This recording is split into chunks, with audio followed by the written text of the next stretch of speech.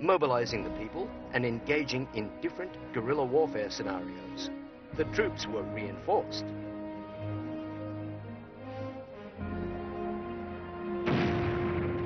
At the beginning of the War of Liberation, a stronger field army group was formed by combining the 8th Army and the new 4th Army. Mao Zedong, according to the actual circumstances and new tasks, designed the principles of troop deployment. The principal form is to launch mobile wars with concentrated forces, with guerrilla warfare of divided forces as the auxiliary tactic. After the breakout of civil war, faced with an army equipped with advanced American armaments, Mao Zedong was thinking about how to concentrate the outnumbered forces and how to fight so as to win the war.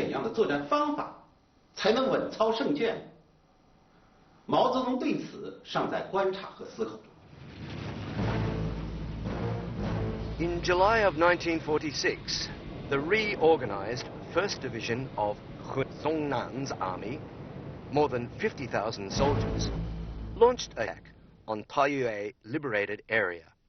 Chen Gong directed the 4th column along with local troops and annihilated 2 regiments and 3 battalions of the KMT army by mustering forces 3 to 4 times stronger than the enemy in each battle.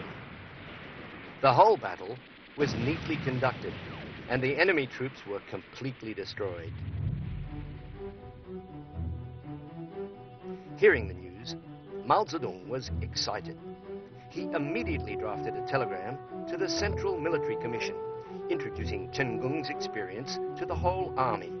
He wrote, "Other troops of our army shall also adopt this method.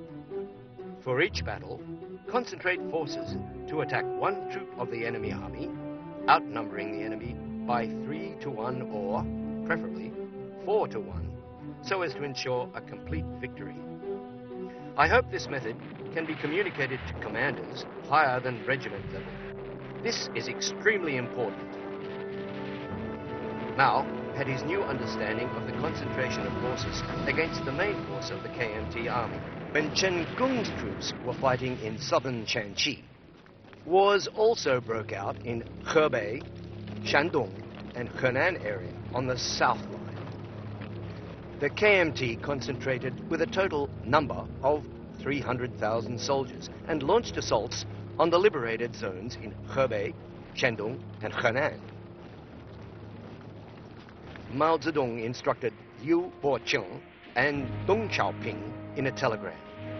Wait until the 2 brigades of the 3rd Division march to an appropriate place, then concentrate all the forces to wipe out 1 brigade and then the other. Liu Boqiong and Deng Xiaoping concentrated a force 4 times superior than the enemy and mounted a surprise attack. The Dingtao battle was a complete victory.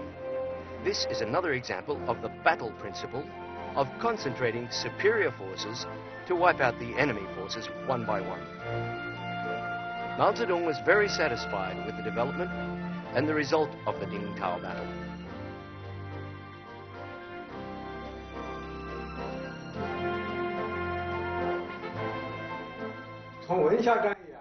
From the Wenxia battle to the Dingtao battle, within 3 months after the beginning of all-out civil war, Mao Zedong summarized the battle experiences and formalized a new method against the KMT army.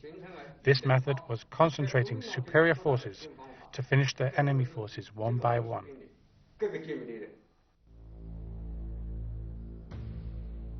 Chiang Kai-shek also greatly appreciated the value of concentrating forces. He always concentrated absolute superior force in each battle area, but in the end, his troops were defeated by the People's Liberation Army. After nearly 1 year of war, Chiang Kai-shek got his hand on a copy of the Liberation Army's combat handbook. He studied the book word by word, and he felt he had a good understanding. He commented, "Our army doesn't know mobile warfare and doesn't know to initiate attacks. Our troops march steadily and strike sure blows as an excuse to preserve their strength and to justify their wait-and-see attitude. We either stay at one place. This gives the enemy an opportunity to defeat us by concentrating their forces, by mobile warfare, and by killing us off one by one.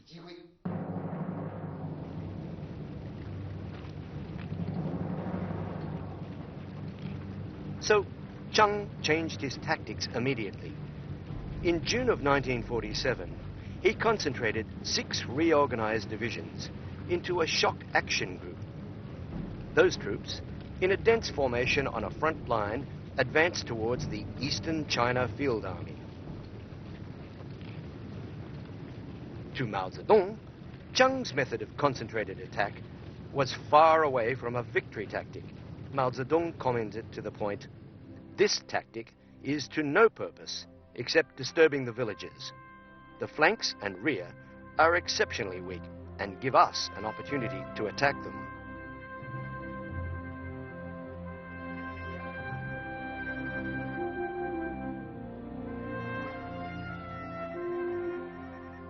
Mao Zedong instructed Chen Yi, Su Yu, and others.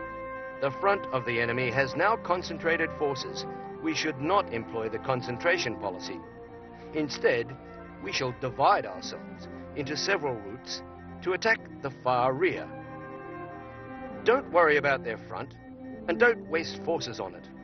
Divide the main force into 2 groups and attack their flanks and rear. Attack flexibly.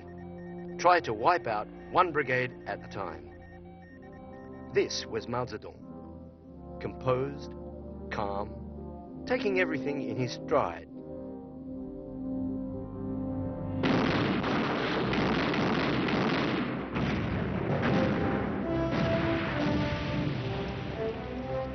Following Mao Zedong's instructions, the Eastern China Field Army dispatched 4 columns to deal with the KMT troops.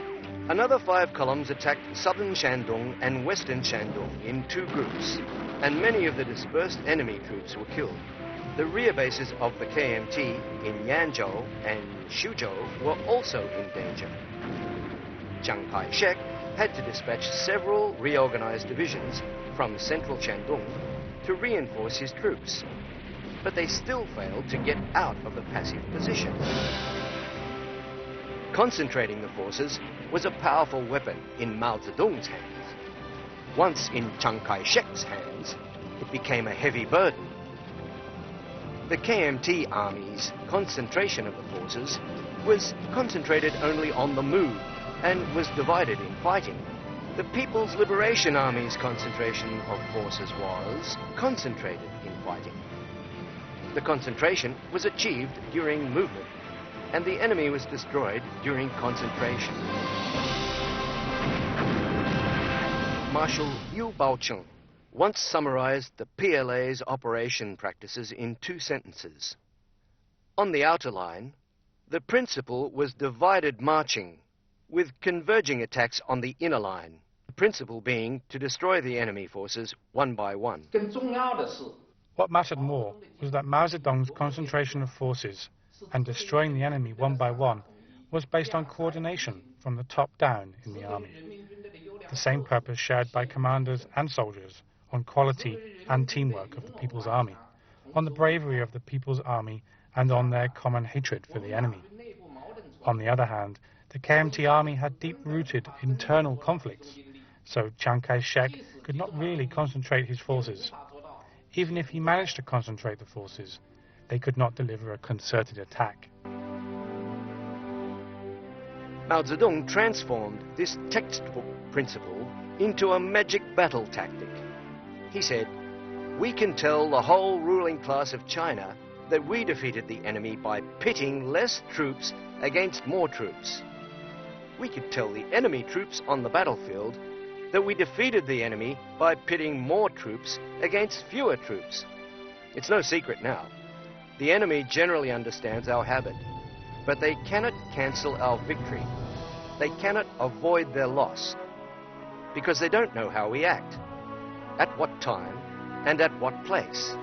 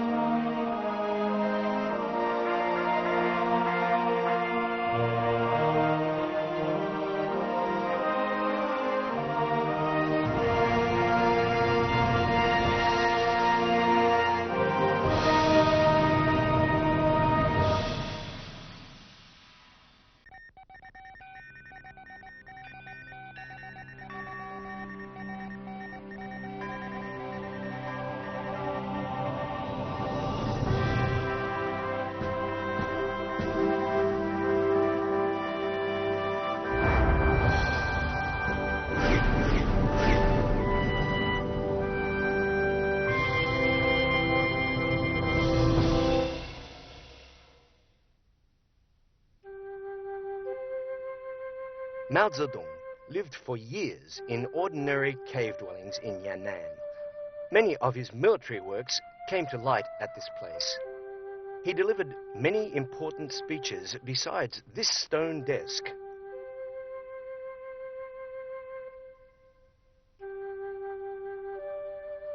In the spring of 1947, Mao Zedong had a talk with several army commanders around this table.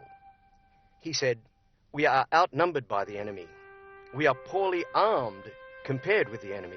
So we shall attack the weaker enemy before we attack the stronger one.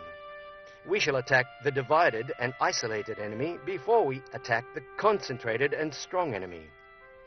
For instance, you are faced with 3 adversaries. One is strong, and the other 2 are weak. You must first strike down the weak adversaries, one by one. The strong one, now without help or reinforcement, becomes isolated and frightened. The strong adversary thus becomes a weak one, and you can beat him down with one blow." Firstly, strike the weaker enemy and then strike the stronger enemy. This was one of the basic operational principles in Mao Zedong's military life.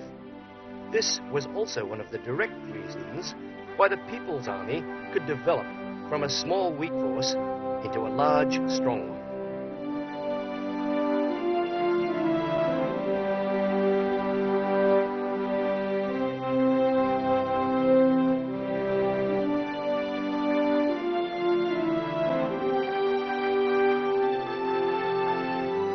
At the beginning of 1928, when he first arrived on Kinkang Mountain, Mao Zedong pondered over the issue of the base area development and the principle of fighting for the Red Army.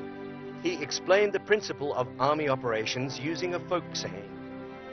It read, "There couldn't have been a business without Jiangxi people, and there couldn't have been an army without Hunan soldiers. There were a lot of soldiers native to Hunan, and they were strong. Jiangxi troops were not native and were in discord with the local and stubborn army. They were weak, so they went to Jiangxi." 毛泽东提出的这个方针是从实际情况 This policy proposed by Mao Zedong was developed from facts and statistics. The Kinkang Mountain faces Hunan in the west. Hunan was then armed with 20 KMT divisions and 2 KMT training regiments. The soldiers were basically from Hunan province. They were strong in fighting. In Jiangxi province, there were only 3 KMT divisions, and they were not natives to Jiangxi, and they were weak. They had been defeated by the Red Army on several occasions. To fight the Jiangxi army, the Red Army was confident. 手下，红军与赣军作战，稳操胜券。 To strike the weak enemy became a basic principle for the Red Army during the first period of fighting on Kinkang Mountain. In June of 1928, KMT armies from Hunan and Jiangxi launched joint suppressions against Kinkang Mountain. Following this basic principle, Mao Zedong established a specific operation policy: be defensive against the Hunan army and be offensive towards the Jiangxi army. Lesser trained troops were deployed to contain the Hunan army, while tougher forces were deployed to attack the Jiangxi army.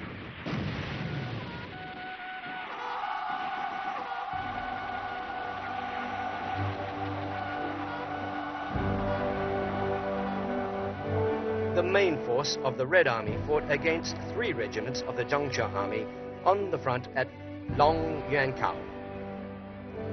Some troops attacked the enemy also from the rear. These 3 regiments were annihilated by the Red Army troops. 2 KMT division commanders, Yang Luxian and Yang Chishong, ran away with their residual troops.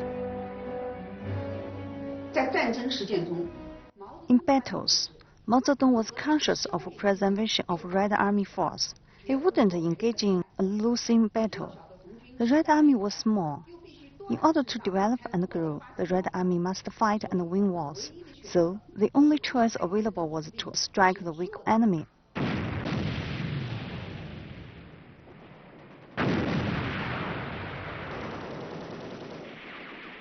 When the KMT army launched a large-scale encircling and suppression maneuver against the Central Soviet area, the force contrast between the KMT and CPC was even more striking. Faced with a heavily armed and regular army, Mao Zedong developed this policy one step further and formed an operational principle of it. To strike a weak enemy, you should be good at finding the weak enemy and decide on the optimum battle tactics. Mao Zedong said, "When the enemy mounts an assault in several formations, we usually don't know which troop is the strongest, which is the weaker, and which is the weakest. We need to find out, and we need time to do it. This is also one of the reasons why a strategic retreat is necessary." So, to strike the weak enemy is closely related to the employment of the skill of luring the enemy.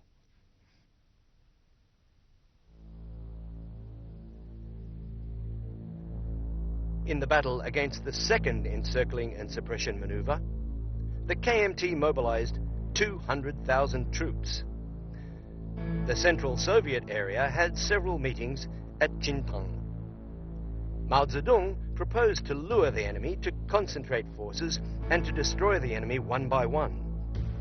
His proposal was finally adopted, but they did not have a consensus on which unit to attack as a first choice.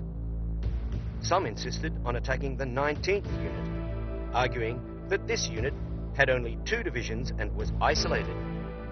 But Mao Zedong contended that the 5th unit, led by Wang Jingyi, and they were not yet acclimatized, and they were not familiar with the people and the region. So Mao Zedong still insisted on striking the 5th unit. His opponents quoted the sentences from military textbooks as support. Only the strategic offensive party can choose to his own liking the time and target of the attack. The strategic defensive party must counterattack the main force of the enemy with his own main force. If the enemy's main force has not been defeated, the strategic defensive task is not achieved. However, Mao quoted one paragraph from an ancient Chinese classic works, Guanzi. In battle, to attack the enemy's strong point will result in trouble. To attack the weak point will create a magical victory. If the strong point is not conquered, the weak point will become a strong point. If the weak point is conquered, the strong point will become a weak point. He added, "We are not strong yet. We don't have enough assets, so we can only strike the enemy's weak points." Mao Zedong succeeded in convincing the others. They won the battle and destroyed one whole division and a major part of one brigade of Wang Jingyi's army. The second encircling and suppression campaign, initiated by the KMT, was thus defeated.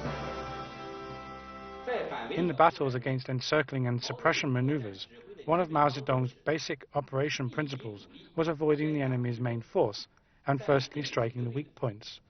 But it was not absolutely so. He emphasized on striking the weaker enemy, but he emphasized more so on striking the enemy that was easier to conquer. Mao produced 3 criteria to judge whether an enemy was easier to conquer or not. The enemy gets exhausted. The enemy just had some mistakes. The enemy is just poorly trained. So to strike the weak enemy is only a relative principle, and to strike the enemy that is easier to conquer is the top principle.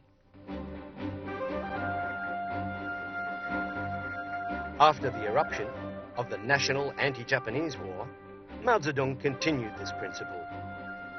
He made it a principle to strike divided, isolated, and on-the-move Japanese troops. The 8th Army employed this tactic in the Pinqingguan battle, the Yanmenguang battle, and the Huantuling battle, and others. They succeeded in delivering heavy strikes on divided, isolated, and Japanese troops who were on the move.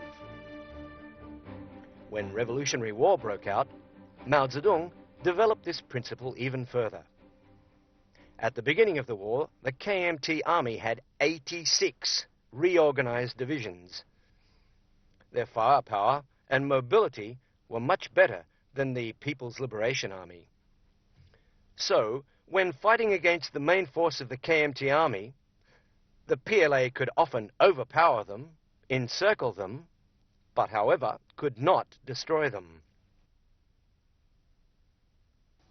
但是 But not every one of the KMT troops was a strong fighter. During assaults, drafted troops were usually put on the front. The troops were sparsely deployed. These conditions created an opportunity for the PLA to strike the weak troops first and the strong troops later. In January of 1947, Chiang Kai-shek mobilized at a total number of 450,000 soldiers. He arranged them into 3 shock action groups and launched key assaults upon the liberated regions in Shandong from the north and the south. Chen Zheng, the chief of the general staff of the KMT army, was stationed in Xuzhou to guide the war. He declared, "This battle has an important significance. We have no choice other than victory." The East China Field Army was encircled in a narrow strip in Yimeng Mountains. Mao Zedong had previously intended to concentrate the forces and to counterattack the Ojian Group, who were the main assault troops of the KMT army on the southern line.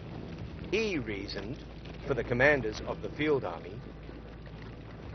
Among the Ojian Group, possibly 22 brigades would mount attacks, and 8 of them are equipped with a greater firepower, while 14 of them are not.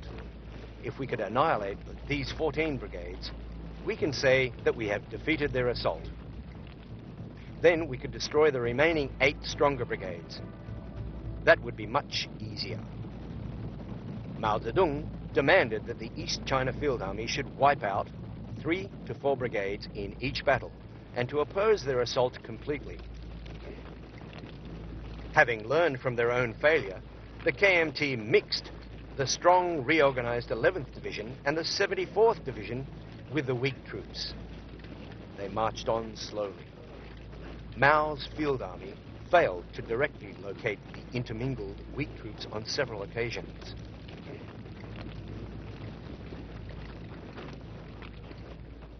While the battles on the southern line were in a stalemate position, the northern line had a better success. Seeing that the Field Army was busy on the south line, the Li Shanzhou group of the KMT army rashly marched into Laiwu district. They were not strong troops and had a deep-rooted discord and other inner rifts. In summary, Li's troops were a dispersed and easy-to-defeat enemy.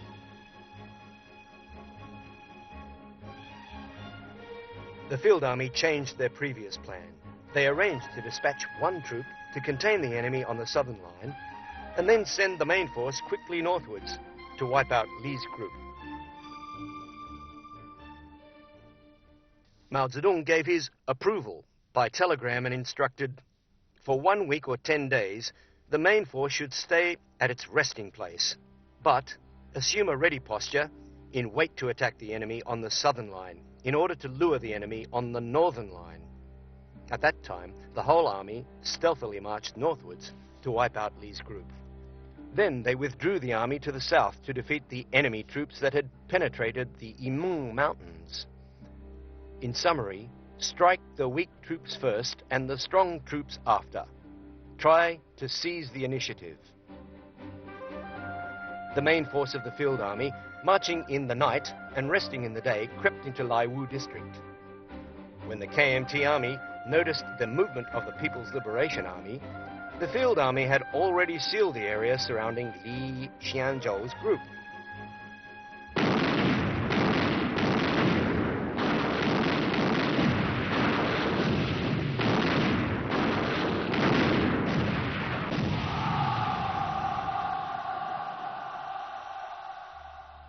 After 3 days of fierce fighting, the Eastern Field Army had neatly defeated these 56,000 troops. One captured regimental commander of the KMT army said regretfully, "Even to catch 50,000 ducks would take some considerable time." By striking the weak enemy first, the effective force of the enemy were overpowered, and the fighting force of the People's Liberation Army swelled. In August of 1947, the People's Liberation Army began engagements on the outer fringes. The KMT troops, either marched together with several groups that were slightly separated, or that formed some blockade with several groups close to one another. The People's Liberation Army, for a while, found it hard to mount an attack, or simply found it impossible to mount an attack.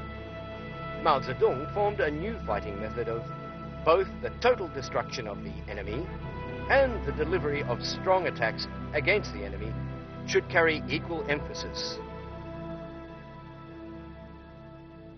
To defeat the enemy means to overpower the entire division of the enemy army without any means of escape.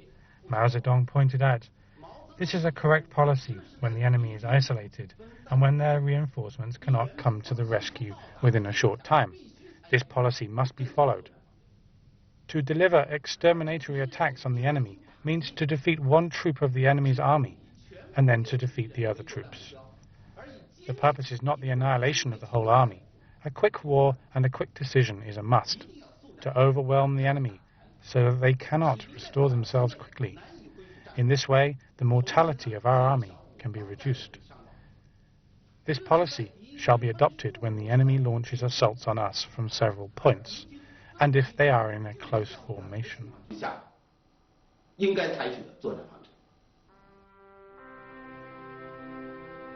Under the direction of these strategies, the People's Liberation Army flexibly chose the targets to be destroyed, and the method by which this would happen.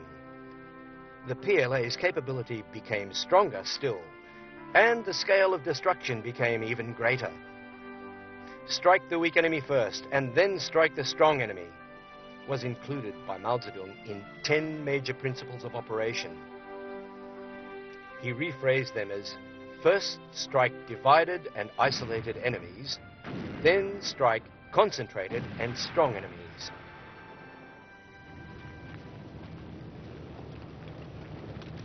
This principle was followed in the battles against the KMT. It was also used in the battles against United States troops. When the Chinese troops, the Chinese People's Volunteers, were involved in the Korean War, Mao Zedong's basic operational principle remained the same.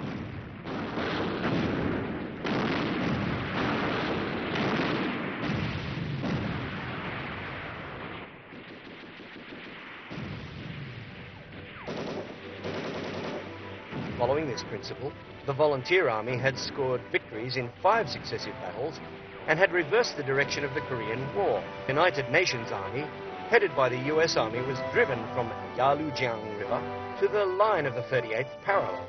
The United Nations Army had to negotiate with the Chinese and the North Korean parties for a ceasefire.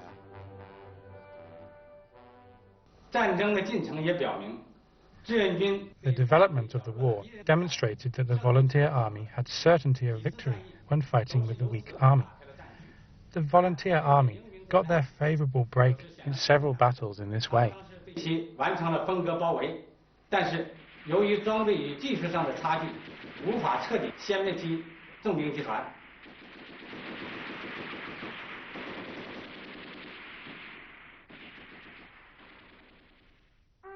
Mao Zedong, in his brilliantly lighted chrysanthemum fragrance study, pondered over the tactics to defeat the enemy, was to fight small-scale destructive war.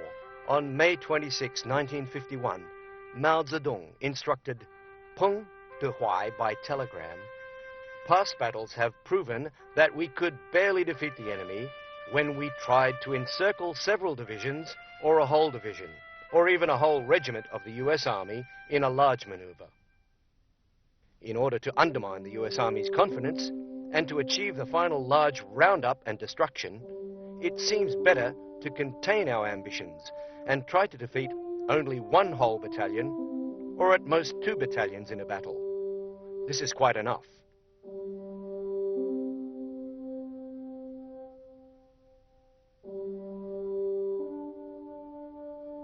The next day, when he was meeting Xia Feng and Chen Gong, the commander and political commissar of the 3rd Corps, Mao Zedong compared this principle to breaking a large piece of sticky candy piece by piece.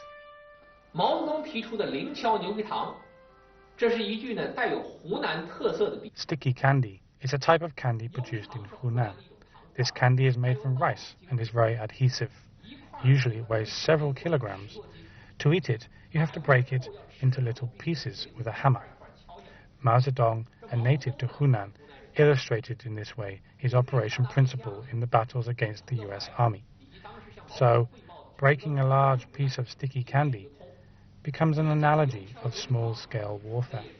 军作战的时候要零敲碎打，打小歼灭战，这就成为呢抗元朝战争的一种新的战法。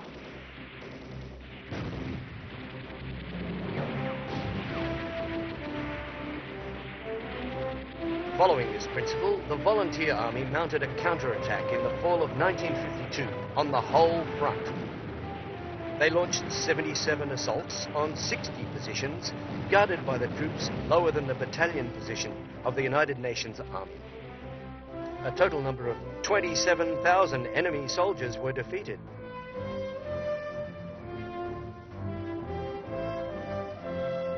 Mao Zedong praised this action very highly in a telegram.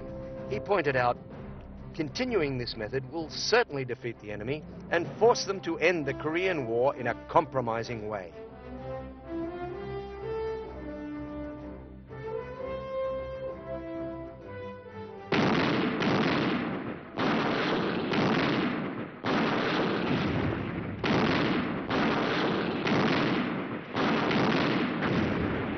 For the art of war, flexibility begets victory.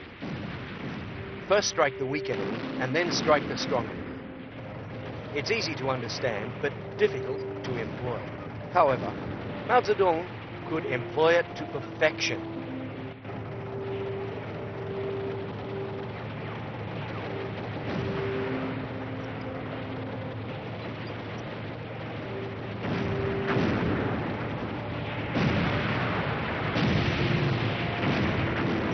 He elevated it to a strategic level, upon which the victory of a battle relies.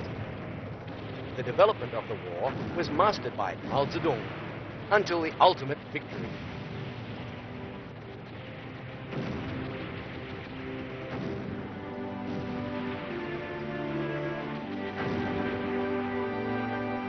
Mao Zedong gave a good description of this process. At the beginning of the war, the battle shall be on a small scale, to concentrate a superior force by 10 or 8 to 1 to defeat 2 battalions, 2 regiments, or 2 divisions of the enemy. Once experienced and assured of the war, increase the battle scale, force the enemy to send reinforcements, and then have them destroyed one by one.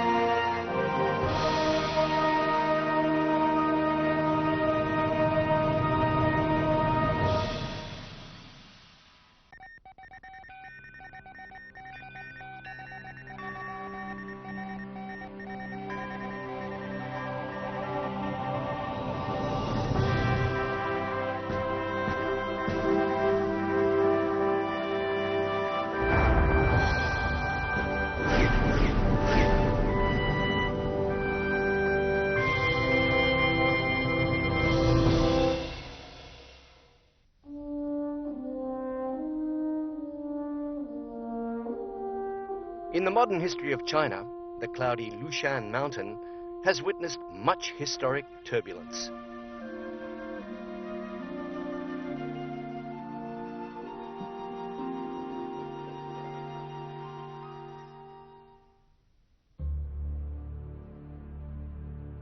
In the summer of 1933, and at this place, Chiang Kai-shek, presided at a military officer training seminar. They studied the tactics of exterminating the CPC. Chiang summarized the fighting principle of the KMT army as strategically offensive, tactically defensive. He summarized the fighting principle of the Red Army as strategically defensive, tactically offensive. He concluded confidently, "The one who is strategically defensive will surely be defeated." His summary was quite correct, but his conclusion was not.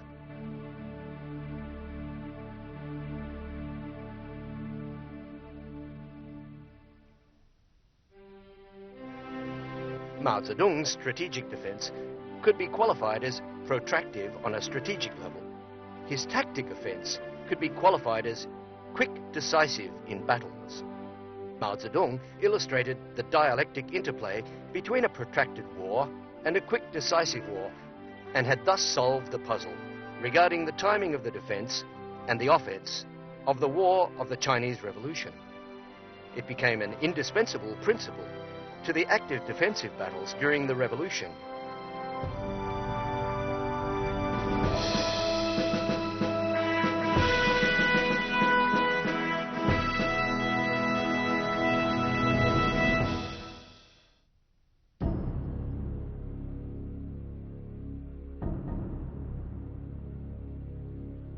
In 1930, China was in political turbulence. The KMT regime, with its headquarters in Nanjing, was seized by fierce internal rifts. The cliques were at the throats of one another. The warlords started a scuffle of infighting.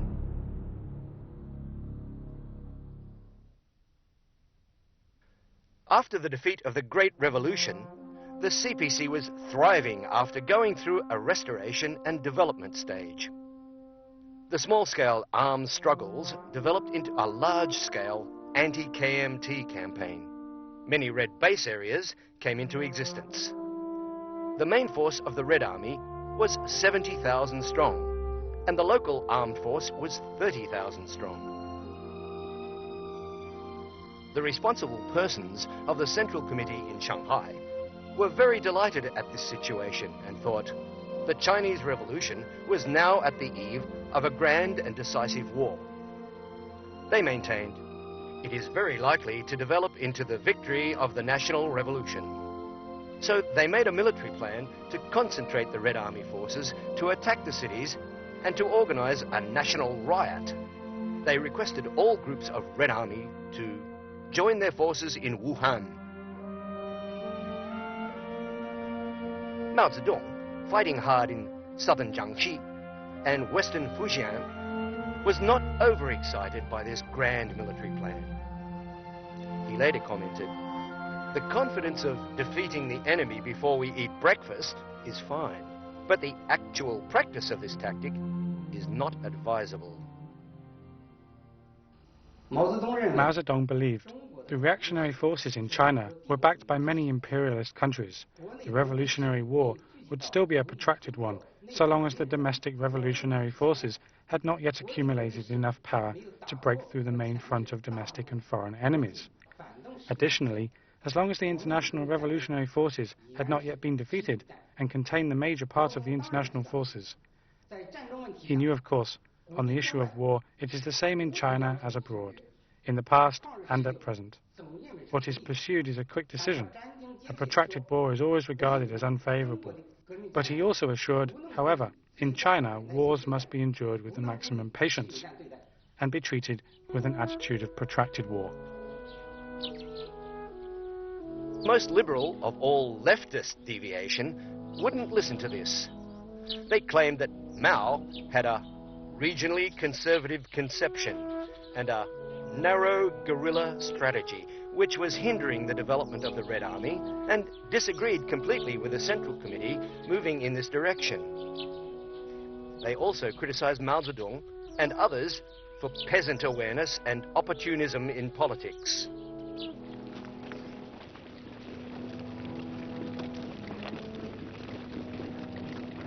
Since instructions from the Central Committee had to be obeyed, in July, Mao Zedong and Zhu De led the newly formed 1st Red Army Corps and marched towards Nanchang. When they arrived in Nanchang, they saw the city was fortified and heavily guarded. The Red Army marched north without delay. They went to Anyi and Fengxin, and where the KMT army had a weak presence, and mobilized the people and expended the Red Army force there. A possible loss to the army was thus avoided. Mao Zedong did not attack Nanchang. It's not a passive avoiding of fighting. Once there was a fighting opportunity, he wouldn't let it go. When the 1st Red Army Corps was taking a rest and regenerating, 4 regiments of the KMT army in Henan ventured into Wenjia city. Hardly had they established themselves there, did Mao Zedong make an immediate decision and led his army. They took only 3 hours to defeat the enemy troops. The War of the Chinese Revolution was characterized by a sharp contrast of force between the enemy and us. That's why the enemy was generally in a strategically offensive position, and the Red Army was generally in a strategically defensive position. The enemy wished strategically to have a quick war, while the Red Army, hoping to change the direction of force, wished to have a drawn-out war. In order to change the direction of force, the Red Army had to take advantage of every single opportunity to launch a quick battle in a war. Mao Zedong integrated a certain steadiness on a strategic level and a more aggressive approach on a battle and war level.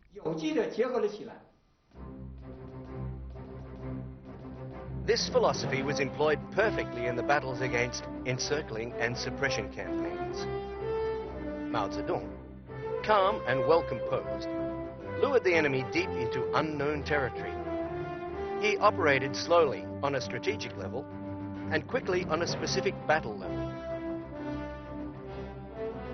The first war lasted 8 days, but the critical battle that defeated the 18th Division of the KMT Army took only 9 hours. The second war lasted 2 months, during which the Red Army mounted 5 counterattacks. Each counterattack lasted only several hours, and the shortest one lasted only 2 hours. The Third Army lasted 3 months, and again counterattacks mounted by the Red Army lasted only several hours each. When summarizing the causes of failure of encircling and suppression campaigns, the KMT Army had to admit that Mao Zedong was wise and flexible in operation and adhered always to the principle of a quick war. They also commented that the commanders of the Red Army were practical in the choice of attack targets and in changing of these targets. They would never fight a prolonged war. They were after victory at one place rather than at all places. That's why they could win. Mao Zedong formulated several conditions: well-preparedness, seeking opportunities, the concentration of superior forces, encircling and outflanking maneuvers, a good position on the battlefield, attacking an enemy on the move, and attacking stationed but not yet well-established enemies. He added, however, if those conditions are not satisfied, the quick, decisive battle is not possible. In addition to the conditions, Mao Zedong had also analyzed the necessity of such a fighting method. He said, firstly, the Red Army was poorly armed, ammunition was especially in short supply and could not support a long-time battle. Secondly, the enemy usually had many troops, but the Red Army had only 1 troop, so we had to fight quickly and intensively to destroy the enemy's assault. Thirdly, if the enemy marches in several groups and was relatively concentrated, the Red Army could only fight one of them. If the Red Army cannot complete the battle quickly, other units of enemy troops would approach, and the Red Army would be in a dangerous situation.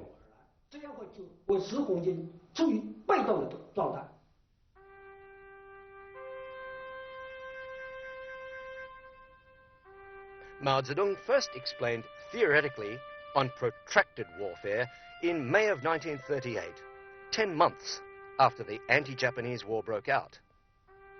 At that time, the KMT army, after repeated failures on the battlefront, finally won the joint battle in Taiyuan. Talk of the subjugation of China had hardly died down before the euphoria of a quick victory became the prevailing theme. What was the way ahead for anti-Japanese war, and how was the war to be won? Opinions were widely divided, and there was no consensus either within the Chinese Communist Party.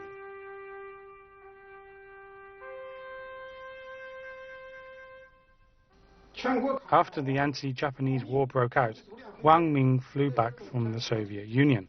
He brought together with him instructions from other communist leaders. He preached quick victory and was against independent guerrilla warfare. He requested the 8th Army Corps be involved in large battles on the front. Wang's idea convinced a lot of party members.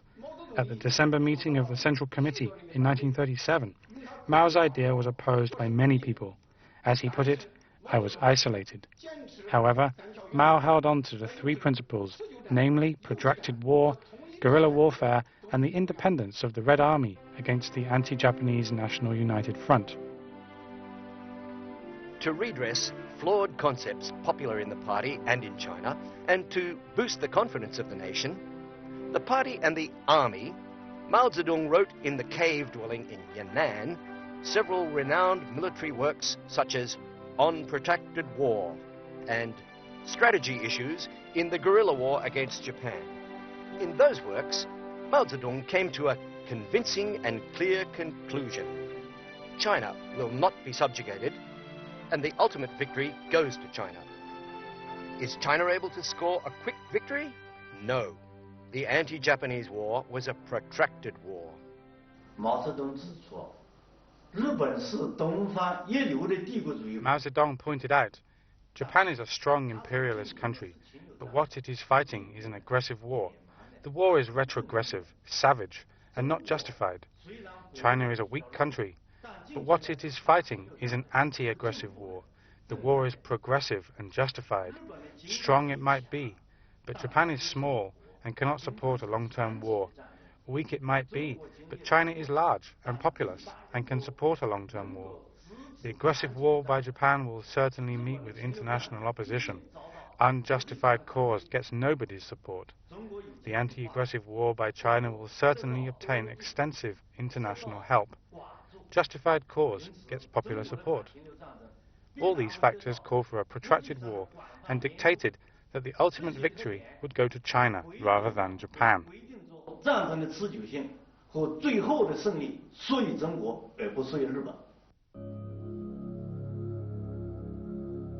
Chiang Kai-shek shared the same opinion on protracted war.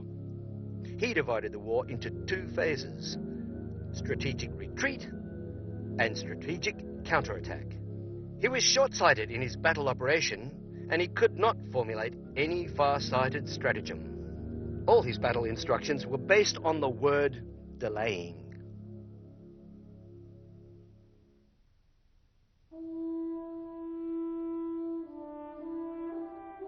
Mao Zedong divided anti-Japanese war into 3 phases: strategic defensive, strategic stalemate, and strategic counteroffensive. He highlighted the strategic stalemate, pointing out the second phase is the transition phase of the anti-Japanese war, and it is the most difficult period. But it is also the hinge of the transition. China, being an independent country or a subjugated land, depends on a national effort during the second phase. The guiding principle designed by Mao Zedong for the second phase was very simple. Only one word: endurance. It's not a passive endurance, but rather a flexible, mobile warfare against the enemy, to launch guerrilla wars in the enemy's rear areas, to consume the enemy by frequent and sustained fighting, to accumulate small victories which result in larger victories, to exhaust the enemy's forces slowly, to gradually sway the balance in force between the enemy and themselves, to accomplish the final strategic counteroffensive slowly, and to win the war ultimately.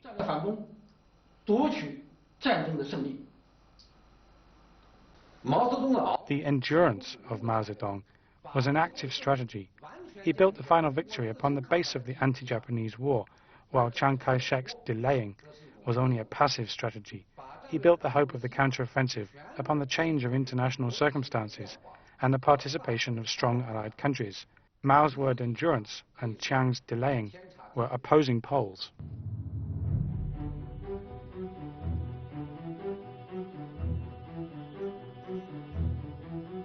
The word endurance amounts to volume. With it, the soldiers and people in the hindmost areas had endured the most terrible clean-out operations. With it, the Chinese people had endured the most difficult period, suffered with the Japanese invaders, and had endured to the moment of victory. At a strategic level, it was endurance. But at a tactic and battle level, it was still quick, decisive fighting. Mao Zedong had designed specific quick and decisive tactics which had been employed by the 8th Army Corps and the new 4th Army in battles against the Japanese. Those tactics were the basic guiding